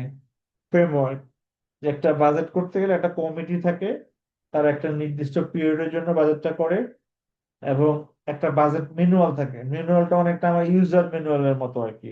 আমরা যখন একটা ফোন কিনি দেখবেন যে একটা বড় ইউজার ম্যানুয়াল থাকে, আমার টোটাল এই ফোনটা অপারেট করতে গেলে কিভাবে করতে হবে, সমস্যা হলে কিভাবে সলভ করা যাবে। এবং আপনারা যখন আপনি দেখবেন আমাদের ন্যাশনাল বাজেট যখন হয় সংসদে বিশাল বই নিয়ে যায়, ইট ইজ সর্ট অফ আপনার বাজেট ম্যানুয়াল। এই এই বাজেটটার তৈরি প্রিন্সিপাল কি ছিল, কোথায় প্রবলেম হলে কে কার কাছে যায়, কি দেখবে, কার পরে কে, এই যে টোটাল জিনিসটা নিয়ে পুরো পলিসি মতো করে লেখা। এই তিনটা মিলিয়ে আসলে আমার বাজেটটা তৈরি করতে হয়। এগুলি ডিটেলস আছে, বাজেট ম্যানুয়ালে কি কি থাকে তার একটা ডিটেলস থাকবে, স্টেপ থাকবে যে কোনটার পর কোনটা করব সেটা থাকবে। এটা খুব ইম্পর্টেন্ট। এই যে আমার বাজেটিং প্রিপারেশনের আইডেন্টিফাই প্রিন্সিপাল বাজেট ফ্যাক্টর, মানে আমি একটা বাজেট করতে গেলে কোন ফ্যাক্টরটা আসলে মেইন সেটা আগে বের করতে হবে। একটু আগে যে আমরা একজন স্টুডেন্টের বাজেটের কথা শুনতেছিলাম, বলেন তো ওনার কি ফ্যাক্টর কোনটা ছিল, আসলে কোনটার উপর ডিপেন্ড করে উনি ওনার বাজেটটা করতেছিল? স্যার খরচের উপরে। অ্যামাউন্টের উপর। জি স্যার, কত টাকা খরচ হবে, কোনটা কোথায় খরচ করবো আর কি। আচ্ছা, তার মানে উনি যেহেতু স্টুডেন্ট, উনি এখন শিখছেন, ওনার কিছু খরচ আছে, যেমন ওনার বাসা ভাড়া, থাকা খাওয়া, অফিসে আসা যাওয়া, বইপত্র, এই ধরনের ওনার একটা ফ্যাক্টর। এগুলি হওয়ার পরে এখন উনি হচ্ছে সোর্সিং করে, বাবার কাছে চায়, মার কাছে চায়, ভাইয়ের কাছে চায়, নিজের সেভিংস থাকলে সেখান থেকে নেয়। ঠিক সেম ভাবে মনে করেন বিজনেসের ক্ষেত্রে প্রিন্সিপাল ফ্যাক্টর কি হইতে পারে? স্যার ফাইন্যান্স স্যার, হ্যাঁ হ্যাঁ। সোর্স অফ ফাইন্যান্স স্যার, ফাইন্যান্সের সোর্স গুলো কোথায় থেকে আসবে। আচ্ছা, ফাইন্যান্স নিয়ে আপনি করবেন কি? মনে করেন আপনাকে একটা ব্যাংক 1,000 কোটি টাকা লোন দিল, ফাইন্যান্স হয়ে গেলে কি করবেন? স্যার ফার্স্টে আমাদের আসলে একটা প্ল্যান করা দরকার স্যার, প্ল্যান অনুযায়ী দেন হচ্ছে আমরা ফাইন্যান্স তো আদার্স যত অ্যাক্টিভিটিস প্ল্যান করবেন, কিসের প্ল্যান করবেন আগে? প্রোডাক্টের পিছনে কিভাবে খরচ করব সেই প্ল্যান, কিভাবে নতুন প্রোডাক্ট তৈরি করব, সেল করব। আচ্ছা, অপারেশনাল কিভাবে? এক্সপেন্স এবং হচ্ছে নিউ অ্যাকুইজিশনের ক্ষেত্রে স্যার বিভিন্ন operational plan, plan. Land, property অ্যাকুইজিশনের জন্য। ওকে, আপনি ধরেন আমি একদম সর্বশেষ যিনি বললেন তাকে দিয়ে যদি বলি, আমি প্ল্যান করব প্রপার্টি অ্যাকুইজিশনের জন্য, কি প্রপার্টি অ্যাকুইজিশন করব? Is it a machineries, is it a land, is it a building or something else, car, কোনটা করব? জি স্যার, মানে ভবিষ্যৎ পিরিয়ডের জন্য আমার যদি কোনো মেশিনারি প্রয়োজন হয় বা ল্যান্ডের ওকে প্রয়োজন ওকে হয়, ওকে, তখন মেশিনারি সেটার করবেন। অ্যাকুইজিশনের ক্ষেত্রে আহ, আমার ফাইন্যান্সটা কতটুকু যাচ্ছে সেটার উপযোগিতা অনুযায়ী, মানে আচ্ছা, আমার আপনি আমার সাথেই ব্যবহার থাকেন, আমি অনুযায়ী। প্রশ্ন ফারজানা, আমার সাথেই থাকেন। আমি যে প্রশ্নগুলি করতেছি এর উত্তর দেন, আমরা আস্তে আস্তে আমাদের জায়গায় চলে যাচ্ছি। আচ্ছা, আপনি বললেন যে হ্যাঁ আমার ফাইন্যান্স লাগবে, কেন ফাইন্যান্স লাগবে? আমার হচ্ছে ফিউচারের প্রপার্টি অ্যাকুইজিশন করবো। আচ্ছা, ফিউচারের প্রপার্টি অ্যাকুইজিশন, কি প্রপার্টি করব? আপনি বললেন যে আমার মেশিনারিজ লাগতে পারে। Okay fine, very good. কি মেশিনারি লাগবে আপনার? স্যার যে সকল মানে প্রোডাক্ট ম্যানুফ্যাকচার অপারেশনের করবে জন্য, স্যার। আমার পণ্য উৎপাদনের জন্য। ওকে, পণ্য উৎপাদনের জন্য মেশিনারি, কি পণ্য উৎপাদন করবেন? তো যে পণ্য আমরা সেল করব। কোনটা সেল করবেন? আরএমজি হইতে পারে স্যার, বললাম আরএমজি বা গাড়ি। ওকে, আপনি আরএমজি বা গাড়ি, ঠিক আছে আরএমজি। আরএমজি যে করবেন, কি আরএমজি করবেন? লেটস সে স্যার, শার্ট হতে পারে, প্যান্ট জ্যাকেট, যেগুলো বাংলাদেশ থেকে ওকে, ইম্পোর্ট আপনি করব আমরা। শার্ট বিক্রি করবেন, কয়টা শার্ট বিক্রি করবেন বা কোন শার্ট বিক্রি করবেন? ধরলাম ফুল হাতা শার্ট 1 কোটি বানাবো। পলো শার্ট দ্যাটস দ্য পয়েন্ট। 10,000। এখন এই যে আপনি 1 কোটি শার্ট যে আপনি বিক্রি করবেন প্ল্যান করতেছেন, আপনি 1 কোটি শার্ট কি বিক্রি করতে পারবেন? বা আপনার 1 কোটি শার্টই হবে না 10 কোটি লাগবে? স্যার এটা মার্কেট স্যাচুরেশন অ্যানালাইসিস করতে হবে। স্যার মার্কেট মার্কেট অ্যানালাইসিস করতে হবে। এক্স্যাক্টলি, জায়গা আছে দিস ইজ কিনা। Our target. তার কাস্টমার মানে ডিমান্ড হচ্ছে সাপ্লাই। ব্যবসার ক্ষেত্রে আমার প্রাইম ফ্যাক্টরি হচ্ছে আমার কি সেল করব, সেল ডিমান্ড মানে রেভিনিউ। ডিমান্ড তাই না? অনুযায়ী, রেভিনিউ অনুযায়ী। এক্স্যাক্টলি। তাহলে আমার রেভিনিউটা যখন আমি আইডেন্টিফাই করতে পারবো, তখন হচ্ছে আমি আমার বাকি সব করতে পারবো। লাইক আমি যদি আরএমবি এর কথা বলি, ঠিক আছে, আমি আমার অ্যানালাইসিস করে, মার্কেট দেখে, ডিমান্ড দেখে, আমার প্রিভিয়াস প্র্যাকটিস, প্রিভিয়াস হিস্ট্রি দেখে আইডেন্টিফাই করলাম, হ্যাঁ আমি তো এই শার্ট 1 কোটি পিস বিক্রি করতে পারবো, মার্কেটে ডিমান্ড আছে, এই কালার, এই হাতা, ফুল হাতা, হাফ হাতা, কাটা হাতা, একটা টার্গেট আমি করে ফেললাম। আমার রেভিনিউটা মোটামুটি আমি একটা আইডিয়া করে ফেললাম। এখন আসবেন, আচ্ছা ঠিক আছে, এই রেভিনিউ করতে গেলে আমার তো আহ, লোক লাগবে বানাইতে, লোক নিয়োগ দিতে হবে। এটা বানাইতে আমার কাপড় লাগবে, তাহলে প্রকিউরমেন্ট থেকে কাপড় কিনতে হবে। এটা বানাইতে গেলে আমার বাসা ভাড়া নেওয়া লাগবে, ইলেকট্রিসিটি সংযোগ দেওয়া লাগবে, সেলস টিম লাগবে, অ্যাডমিনিস্ট্রেটিভ টিম লাগবে, অনেক কিছু মিলে টিলে এসে আমি সব অ্যারেঞ্জ করে দেন আমি প্রোডাকশন করে বিক্রি করে আবার সবগুলি পেমেন্ট টেমেন্ট করে দিয়ে যেটা বাকি থাকবে সেটা হচ্ছে আমার প্রফিট। তাহলে আলটিমেটলি প্রফিট। আমার একজন স্টুডেন্টের প্রাইম ইয়ে ছিল, প্রিন্সিপাল বাজেট ফ্যাক্টর ছিল তার খরচ কি কি হবে, সেই অনুযায়ী সে হচ্ছে তার ফাইন্যান্স অ্যারেঞ্জ করছে। আর একটা বিজনেসের হচ্ছে তার রেভিনিউ টার্গেট কি, বা রেভিনিউ কিভাবে করতে পারবে, রেভিনিউ। সে- সেই রেভিনিউটা অ্যাচিভ করতে গেলে তার কি কি করা লাগবে সে সেটা করবে। আবার যখন সে প্ল্যানিং করবে, প্ল্যানিং করার পর সেটা ভাববে, আচ্ছা আমার তো 1 কোটি শার্ট আমি বিক্রি করবো ভাবছি, এটা করতে তো আমার এই খরচ আছে, আমার তো টাকা লাগবে প্রায় 100 কোটি, মানে আমার থেকে তো আছে মাত্র 15 কোটি। তাহলে 15 কোটির ভিতরে ঠিক আছে, আমি ব্যাংকে অ্যাপ্রোচ করলাম, ভাই তুমি আমার 50 কোটি টাকা লোন দাও, আমি এই কাজ করি, তোমাকে আমি বিক্রি করে শোধ করে দেবো। এলসি খুলে, এলসি তার কাছে আবার জিম্মা দেয়, সবকিছু মিলে সে বিজনেস করে লাস্টে দেখা যাচ্ছে 10-12%, 11%, 8%, 7% প্রফিট তো থাকে, ঠিক না? জি জি স্যার। তাহলে এখন বলেন, প্রিন্সিপাল বাজেট ফ্যাক্টর কোনটা? স্যার। রেভিনিউ। ওকে। আর এই যে অর্ডার অফ বাজেট প্রিপারেশন, আচ্ছা অর্ডার, তার মানে কি, যে বাজেট প্রিপারেশনে কোনটা আগে করব কোনটা পরে করব, তাই না? তাহলে কোনটা আগে করব আমি? Sir market analysis. Market, very good, good answer, market analysis. তারপর কি করব? প্রোডাকশন, কাস্টমার ডিমান্ড অনুযায়ী প্রোডাকশন করবো। রেভিনিউ কাস্টমার, নিজের প্রেডিকশন স্যার। নিজের বাজেট আমার analysis. Capacity. Yes, revenue prediction. Market analysis করে আমি রেভিনিউ প্রিডিকশন করবো। তাহলে আমি আগে মার্কেট অ্যানালাইসিস করব, তারপর রেভিনিউ প্রিডিকশন করব, তার একটা ফিগার আসবে। তো রেভিনিউ প্রিডিকশন করলেই তো কি আসলো, যে বা 1 কোটি 60। তাহলে 1 কোটি 60-এর পরের অংশ হচ্ছে আমি শার্ট বানাইতে হবে। আর শার্ট বানাইতে গেলে আমার লাগবে কি? টাকা লাগবে, কাপড়, মেশিনারিজ লাগবে। ফাইন্যান্স র লাগবে স্যার, মেটেরিয়ালস, কাপড় লাগবে। মেশিনারি, লোক, ম্যানুফ্যাকচারিং, অফিস। মেশিনারি, তাহলে এই ম্যান পাওয়ার। জিনিসগুলি আমি স্টেপ বাই স্টেপ করবো। This is my order. তারপরে প্রিপেয়ারিং ফাংশনাল বাজেট, এর মানে হচ্ছে আমি যখন এই জিনিসগুলি করে ফেললাম, করার পরে ফাংশনাল বাজেট মানে কি, আমার সেলস একটা ফাংশন, প্রোডাকশন একটা ফাংশন, সাপ্লাই চেইন একটা ফাংশন, এই যে বিভিন্ন ফাংশন আছে, এইটা ওয়াইজ বাজেট করব। সেলস ডিপার্টমেন্ট চিন্তা করবে আমি তো 1 কোটি সেল করতে হবে, তাহলে কিভাবে প্ল্যান করলে, কার কাছে কত, কোন জায়গায় কত, কোন এরিয়ায় কত, কোন লোক কত, এটা একটা সে প্ল্যান করবে। প্রোডাকশনাল প্ল্যান করবে, আচ্ছা আমার 1 কোটি 60 বানাইতে হবে, কোন মাসে কতটুকু করব, হাফ হাতা কতটুকু করব, সকালে করবো না বিকালে করব, জানুয়ারিতে কতটুকু করব, কোন ফ্যাক্টরিতে কতটুকু করব, কোথায় ট্যাক্স বেনিফিট পাওয়া যায়, সব কিছু মিলে প্রোডাকশন নিয়ে একটা তার বাজেট করতেছে বা প্ল্যান করতেছে। আবার আপনার যিনি সাপ্লাই চেন, আচ্ছা ওনার তো 1 কোটি কাপড় লাগবে 1 কোটি 60-এর জন্য, আমার তো এটা প্রকিউর করতে হবে, কোন দেশ থেকে করবো, কোন জায়গায় ভালো পাবো, কোন কালার, কোন কি কোয়ালিটি অ্যাসুরেন্স, এই সব কিছু মিলে তাদের আবার যার যার কাজ সেই অনুযায়ী একটা বাজেট করবো। This is functional budget. বুঝা গেছে? জি জি স্যার।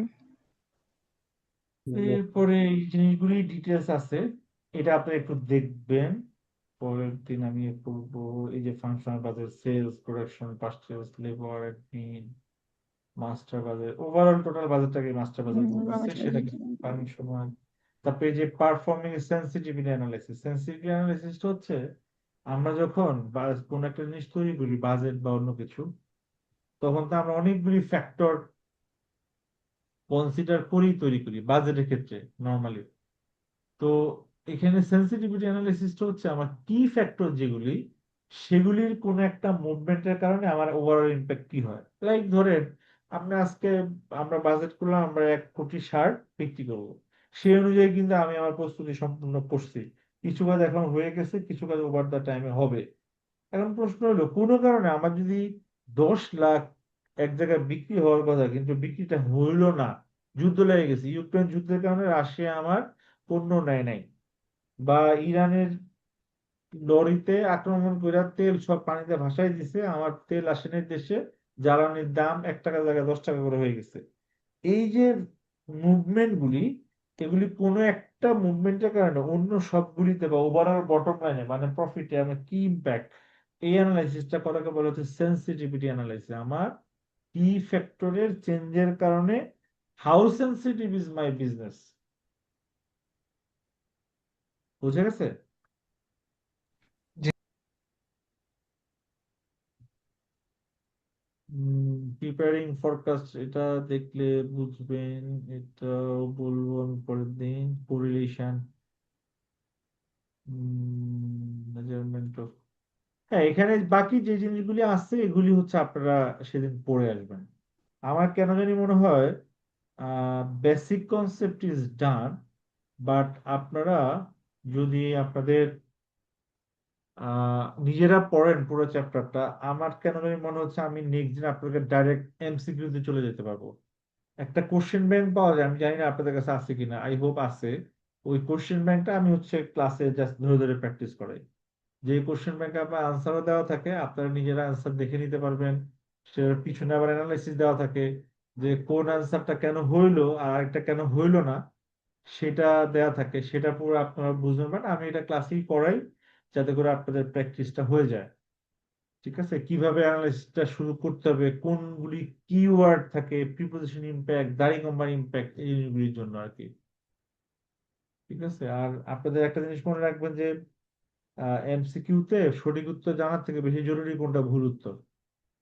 এবং এমসিকিউ তে একটা খুব ইম্পর্টেন্ট জিনিস আছে, সেটা হচ্ছে যে আপনার বেস্ট অ্যান্সার। ওই যে আমরা একটু আগে পড়তেছিলাম না যে বাজেটের অর্ডার কি, তো একজন বলছেন না মার্কেট অ্যানালাইসিস, বলছেন কিনা? জি স্যার। জি কিন্তু ইয়েস স্যার। আমার বাজেট তো নর্মালি কি কোয়ান্টিটেটিভ অ্যানালিসিস না? সেই ক্ষেত্রে জি আমার কোম্পানি ক্ষেত্রে যদি চিন্তা করি, আমার বাজারে সবার আগে থাকে না রেভিনিউ ফরকাস্ট, নাকি? জি জি। স্যার। জি স্যার। আমার বাজারে আমি মার্কেট কেমনি অ্যানালাইসিস করি ওটা থাকবে, নাকি অ্যানালাইসিসের বেসিসে আমি যে বাজারটা করলাম সেটা থাকবে, কোনটা থাকবে? অ্যানালাইসিসের বেসিস যেটা করছে স্যার। রেভিনিউটা থাকবে। আচ্ছা, তাহলে এই ক্ষেত্রে যেটা হবে, মনে করেন কোন একটা প্রশ্ন আসলে এরকম যে আমি একটা বা এই বছর বাজেট তৈরি করতেছে এবিসিডি কোম্পানি, তারা সর্বপ্রথম কোন কাজটা করব। এখন মনে করেন এক জায়গায় অ্যান্সার আছে, ওই মার্কেট অ্যানালাইসিস বা ডিমান্ড অ্যানালাইসিসও আছে, রেভিনিউ প্রিপারেশনও আছে, মনে করেন এখানে অ্যান্সার হবে কোনটা? Revenue preparation. Sir revenue, first revenue. এখানে কিন্তু মার্কেট অ্যানালাইসিস আগে হবে, কারণ আপনি রেভিনিউটা করতে গেলে মার্কেট অ্যানালাইসিস ছাড়া করতে পারবেন? No sir. Sir This first is revenue. called better answer. Your answer is correct. Revenue এই অ্যান্সারটা কিন্তু কারেক্ট এবং সর্বজন বিদিত এটাই, যে সবার আগে আমার রেভিনিউ করতে হবে। কিন্তু ওই পার্টিকুলার কোশ্চেনটা কিন্তু সবার আগে মার্কেট ডিমান্ডটাই আগে করতে হবে, কারণ ওটা না করলে আপনি কিন্তু মানে সিচুয়েশন অনুযায়ী। রেভিনিউ অ্যানালাইসিস যাইতে পারতেছেন না। তো এই জন্য হচ্ছে যে আপনার ওই পার্সপেক্টিভটা চিন্তা করতে হবে। ঠিক আছে, পার্সপেক্টিভটা চিন্তা করতে হবে। যেমন ধরেন আপনারা মনে করেন এখানে আমার স্ক্রিনে যদি দেখি, মনে করেন গালিবার নাম দেখতেছি, লামিয়া দেখতেছি, আর হচ্ছে আমি সজীবকে দেখতেছি। এখন মনে করেন গালিবের বয়স 10 বছর, লামিয়ার 11 বছর, আর সজীবের হচ্ছে 12 বছর। আমি বললাম যে লামিয়া ছোট, লামিয়া সজীবের ছোট, এটা ট্রু, কিন্তু গালিবের তো বড়। তাহলে এখন যদি আমি বলি কে ছোট, তিনজনে যদি থাকে তাহলে আমাকে বলতে হবে গালিব ছোট, গালিব যদি না থাকে তাহলে বলতে হবে লামিয়া ছোট। এরকম আর কি পার্সপেক্টিভ হয়, যখন যে প্রশ্নটা করবে সেখানে যে অ্যাভেলেবেল অ্যান্সারটা থাকবে, সেই অ্যান্সার অনুযায়ী আপনাকে বলতে হবে যে আসলে এটার সঠিক উত্তর কোনটা, মানে বেস্ট পসিবল অ্যান্সার। অনেক সময় দেখা যাবে একটা প্রশ্নের অ্যান্সার দিতে হবে একটা, কিন্তু তিনটা অ্যান্সারই আপনার কারেক্ট লাগতেছে। ট্রু, এরকম অনেক কোশ্চেন আসতে পারে, কিন্তু আপনাকে বুঝতে হবে কোনটা হচ্ছে সবচেয়ে বেশি কারেক্ট এই সিচুয়েশন, এরকম আর কি। এরকম কি স্যার হতে পারে একটা এমসিকিউর মাল্টিপল অ্যান্সার অ্যাকসেপ্ট করলো? না না না না, যদি এরকম হয় সেটা আবার বলা থাকে ম্যাক্সিমাম যে দুইটা জিনিস, মনে করেন বললো যে এখানে কোন সে বাজেটিং সম্বন্ধে কোন কথাটি সঠিক, এখন ওইখানে আপনার প্রশ্ন থাকবে এরকম যে বাজেটিং সম্বন্ধে কোন দুইটা কথা সঠিক, এটা বলা থাকতে পারে। তার মানে দুইটা অ্যান্সার সঠিক আছে, আপনার দুইটি অ্যান্সার করতে হবে। আবার এমন হতে পারে যে কোন কথাগুলো সঠিক, তার মানে এখানে কিন্তু একাধিক। আগেরটা আমি বলছি কোন দুইটা সঠিক, মানে অ্যান্সার আছে দুইটা, আর এখানে বলছে কোন কথাগুলো সঠিক, এমনও হতে পারে চারটা সঠিক। যে চারটাই সঠিক হয় আপনাকে চারটে অ্যান্সার করতে হবে। সো ইট ডিপেন্ডস, এই জন্য এই প্রশ্নগুলি প্রপারলি পড়তে হবে। আমরা যখন এমসিকিউটা করবো তখন দেখবেন কোনটা একটা, কোনটা দুইটা, তিনটা অ্যান্সার এমন কোশ্চেনও আসছে, এবং সেগুলি পরীক্ষায় আসলো। বুঝতে পারছেন? এই জন্য হচ্ছে প্র্যাকটিসটা জরুরি। প্র্যাকটিস করলে এই জিনিসগুলি ধরতে পারবেন, আদারওয়াইজ কিন্তু ধরতে পারবেন না। আচ্ছা, আপনারা কমার্স থেকে অনেকে ইন্টারমিডিয়েট করে এসে গ্রাজুয়েশন করতেছেন না? Yes yes sir. স্যার। আপনারা যখন ক্লাস 10-এ রেওয়া মিল করতেন, ট্রায়াল ব্যালেন্স করতেন, তখন একটা কথা বইয়ে লেখা ছিল না, সমাপনী মজুত পণ্য রেওয়া মিলে আসে না? জি পড়ছেন স্যার। কিনা? ইয়েস জি স্যার। স্যার। ইন্টারে এসে কি পড়ছেন? ইন্টারেও কি সেম জিনিস পড়ছেন? ইনভেন্টরি হচ্ছে। ভুলে গেছেন? সমন্বিত ক্রয় থাকলে আবার আসে, এটা পড়েন নাই? জি স্যার ইয়েস পড়েছি। Sir, sir yes sir. এরকম ছিল। সমন্বিত। এক্স্যাক্টলি, কিন্তু মেট্রিকে একবার এমন হয়েছে, আমি যখন ক্লাস 10-এ পড়ি, তা সমাপনী মজুত পণ্য আসে না। ওই ভাই হচ্ছে মাস্টার্সে পড়ে অ্যাকাউন্টিং এ, আমারে বলতেছে সে আসে। আমি তো কোনোভাবে তার সাথে মানি না, সে অনেক সিনিয়র, না আসবে না, আপনি বললেই হইলো, আমার বইয়ে লেখা আছে আসবে না, আপনি বললেই হবে নাকি? তো উনি আমার যতই বোঝানোর চেষ্টা করেন, আমি তো পুরো অ্যারোগেন্ট হয়ে গেছি, না কি উল্টাপাল্টা শিখান। সেও খেপে গেছে। তো ওই বেচারা বুঝতে পারে না আসলে আমাকে এটা তার বলা উচিত হয় না, কারণ আমার জ্ঞান তো ভাই মেট্রিক পর্যন্ত, এরপরে তো আমি জানি না। এই জন্য হচ্ছে সিচুয়েশন ওয়াইজ মেট্রিক পর্যন্ত ওইটাই কারেক্ট, যে সময় আসে না। মেট্রিকের একজনকে বলতে গেলে সে বুঝবে না, বরং হচ্ছে আপনারা ভুল বুঝবে। আবার আপনি যখন ইন্টারে পড়বেন তখন ওহো, না এটা তো আসে ওই সময়। যখন আবার এই অবস্থায় আসবেন তখন দেখবেন আরো ফ্লারিশ হয়ে গেছে। কেমনি কি, যে আগে আমরা আমরা এই যে আপনারা এখন কি করেন যে লিফো পদ্ধতিতে ইনভেন্টরি ভ্যালুয়েশন করেন না, আবার ফিফো পদ্ধতিতে করেন না, জি তারপর আবার স্যার। জানা টানা লিখেন না, জাবেদা লেখেন তো হুম। নাকি? Yes yes sir. স্যার। লিখেন কিনা? কিন্তু আপনারা যখন স্ট্যান্ডার্ড পড়বেন, অ্যাকাউন্টিং স্ট্যান্ডার্ড পড়বেন, তখন দেখবেন অ্যাকাউন্টিং স্ট্যান্ডার্ডে লিফো অ্যালাউই করে না। মানে লিফো স্ট্যান্ডার্ড অ্যালাউ করে না। আপনি যদি লিফো ফলো করে কোনো ইনভেন্টরি অ্যাকাউন্টিং করেন, that is wrong as per IFRS. Sir হ্যাঁ। যখন আমরা হচ্ছে যে ইন্টারে ছিলাম তখনও হচ্ছে যে বলা হতো যে ফিফোটা অনেক বেশি সব জায়গায় কাজে লাগে হচ্ছে ইফেক্টিভ। লিফো থেকে। এটা না, হচ্ছে আগের গ্যাপ এখন অনুযায়ী এখন ছিল। না, গ্যাপ আসলে এখানে একটা জিনিস মাথায় রাখবেন, যে গ্যাপ অনুযায়ী গ্যাপ আইএফআরএস ইটসেলফ এ গ্যাপ। গ্যাপ বলতে যেটা বোঝাচ্ছে সেটা হচ্ছে জেনারেলি অ্যাকসেপ্টেড অ্যাকাউন্টিং প্রিন্সিপাল। এখন আপনার জন্য যেটা জেনারেলি অ্যাকসেপ্টেড, আপনার বলতে ধরেন বাংলাদেশের জন্য যেটা জেনারেলি অ্যাকসেপ্টেড, সেটা আপনার ইউকের জন্য আলাদা হতে পারে। তো আমাদের এখানে আসলে যেটা আপনি গ্যাপ বলতে যেটা বুঝাতে চাইছেন, সেটা বলার জন্য আপনাকে বলতে হবে ইউএস গ্যাপ। আপনি খুব সম্ভবত ইউএস গ্যাপ কি ইন্ডিকেট করতে হবে, US gap, UK gap. US gap মানে ওদেরটা, ইউকে গ্যাপ বলতে ধরেন ইউকে যেটা ফলো করে। আবার আমরা আইএফআরএস যেটা বলি, সেটা কিন্তু ডাইরেক্ট আবার ইউকে না, ইউকের কিছু নিজস্ব নিয়ম নীতি আছে যেটা ওরা ফলো করে, যেটাকে ওরা ইউকে গ্যাপ বলে। আর সারা পৃথিবীতে আমরা আইএফআরএস ফলো করি, বাট আমাদের দরকার হলে আমরা আইএফআরএস এ কিছু কিন্তু অ্যাডজাস্ট করতে পারি অ্যাকর্ডিং টু আওয়ার ল। ঠিক আছে? বাট সেটার আবার অনেক কন্ডিশন আছে, কিছু চেঞ্জ করলে আইএফআরএস এ বলা যায় না যে আমি আইএফআরএস ফলো করি। এটা একটা সমস্যা আছে। সো আপনারা এখন বলতে পারেন যে স্যার আপনার তো অ্যালাউ করে না, তো অ্যালাউ যদি না করে তাহলে কেন আপনার এটা রাখতেছে? হ্যাঁ, এটা ম্যানেজমেন্টের ডিসিশন মেকিং এ লাগে, অ্যাকাউন্টিং করতে পারবেন না। মানে লিগাল আপনার যখন ফাইন্যান্সিয়াল স্টেটমেন্ট যেটা ল রিকোয়ার করে সেটা তৈরি করার সময় আপনাকে আইএফআরএস ফলো করতে হবে, সেই ক্ষেত্রে আপনি লিফও ইউজ করতে পারবেন না। হাউএভার আপনার ম্যানেজমেন্ট ডিসিশন মেকিং আপনি এটা করতেই পারেন। এখন আপনি বলতেছেন যে স্যার এই লিফো আমি কেন করতে পারি? হ্যাঁ, আপনি অনেক কারণে রাখতে পারেন। লাস্ট ইন ফার্স্ট আউট, এখন মনে করেন আপনি এমন ভাবে রাখছেন যে এটা আপনার পিছনেরটা আপনার বেরই করা যাচ্ছে না, আপনি করবেন কি? অথবা আপনার ধরেন যে জিনিসগুলি আছে যে লিফোতে হচ্ছে যে শেষে যেগুলি কিনছেন এগুলির দাম অনেক বেশি, আপনি হয়তোবা শেষেগুলি ইউজ করতেছেন, আবার কিন্তু পিছনেগুলির দাম কম, সামনেগুলি বেশি, এরকম কিছু কনফিউশন হতে পারে। আবার আরেকটা জিনিস আছে, আমি জানি না আপনারা জানেন কিনা, ফেফো। আমরা জানি কি FIFO, first in first out, আরেকটা আছে ফেফো। এটা কি কেউ শুনছেন কখনো? What is FEFO? না। না স্যার স্যার, এটা একটু নতুন লাগছে। নতুন লাগতেছে? হুম এটা হচ্ছে ফেফো, ফার্স্ট এক্সপায়ারি ফার্স্ট আউট, মানে যেটা আগে এক্সপায়ার করবে সেটা আগে যাবে। আমার হয়তোবা একটা ঢুকছে 1 বছর আগে, ওটার এক্সপায়ারি ডেট আছে আরো 2 বছর, মনে করেন 25শে জানুয়ারিতে ঢুকছে, 27 পর্যন্ত এক্সপায়ারি ডেট আছে। আরেকটা ঢুকছে গতকালে, কিন্তু ওটার এক্সপায়ারি ডেট হচ্ছে 25-এ শেষ, ঢুকছে পরে। তাহলে আপনি যদি ফার্স্ট ইন ফার্স্ট আউট বলেন, তাহলে কি আপনি তো ওই যেটা জানুয়ারিতে ঢুকছে ওটাকে বের করবেন, হয় যেটাতে এক্সপায়ার হয়ে যাবে আগে। হুম, ঠিক আছে, যে এক্সপায়ার্ড হয়ে ক্ষেত্রে যাবে। আপনার এক্সপায়ারি ডেট গুলো অনেক বেশি ইম্পর্টেন্ট থাকে, মানে কোয়ালিটির সাথে খুব কনসার্ন, টাইমের সাথে খুব কোয়ালিটিটা কনসার্ন, সেই ক্ষেত্রে এই জিনিসটা ফলো করে। কিন্তু আপনি কিন্তু এটা আইএফআরএস এও পাবেন না।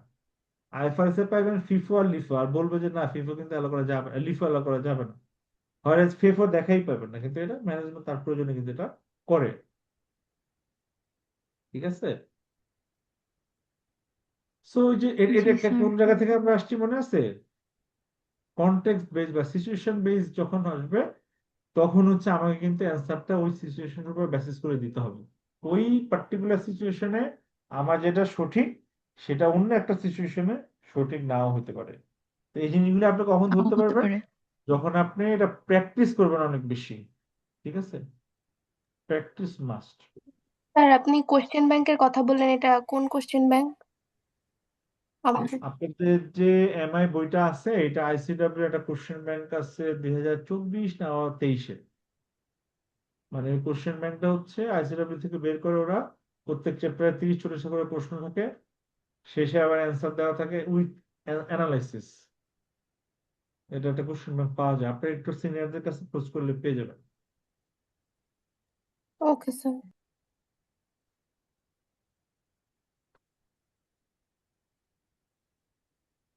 তো আপনাদের যদি ওভারঅল কোনো কোশ্চেন না থাকে, আমি আজকে এখানে শেষ করে দিব, আজকে আর আমার কাছে কন্টিনিউ করবো একটা না। কোশ্চেন ব্যাংক ছিল নাজমুল হাসান এসিএ স্যারের, এটা কি কোনো কাজে দিবে স্যার?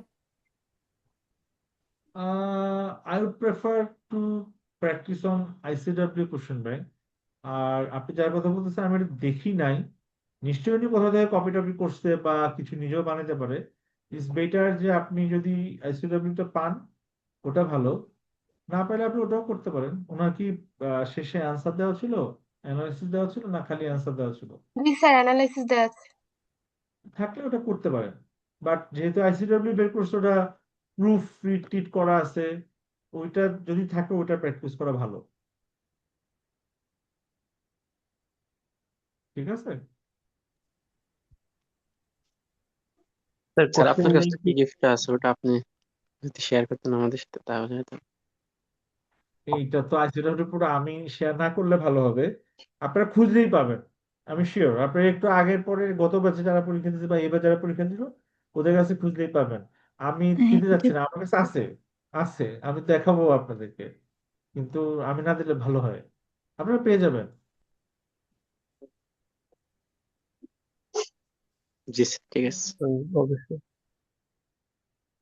তো ঠিক আছে, যদি কারো কোনো প্রশ্ন না থাকে আমরা আজকে এখানেই শেষ করি। ঠিক আছে স্যার। স্যার তাহলে আমরা ওকে স্যার। হচ্ছে নেক্সট ক্লাসের আগে স্যার চ্যাপ্টার 6 কমপ্লিট করবো স্যার, পরে আপনি হচ্ছে নেক্সট ডিসকাস করবেন। আগে আমি কথা বলবো আপনাদের সাথে, আপনারা যদি ফিল করেন যে আপনারা ডাইরেক্ট কোশ্চেনে চলে যেতে পারবেন, আমি এমসিকিউ তে চলে যাব। আর যদি না মনে করেন, তাহলে আমি আগে পড়াবো দেন এমসিকিউ তে যাবো। বাট নেক্সট ক্লাস ইনশাল্লাহ আমরা 6 শেষ করবো। হ্যাঁ। জি স্যার ঠিক আছে ইনশাল্লাহ। স্যার। ওকে, আল্লাহ হাফিজ, সালাম জি আলাইকুম। স্যার, সালাম আলাইকুম। আসসালামু আলাইকুম। স্যার। ওয়ালাইকুম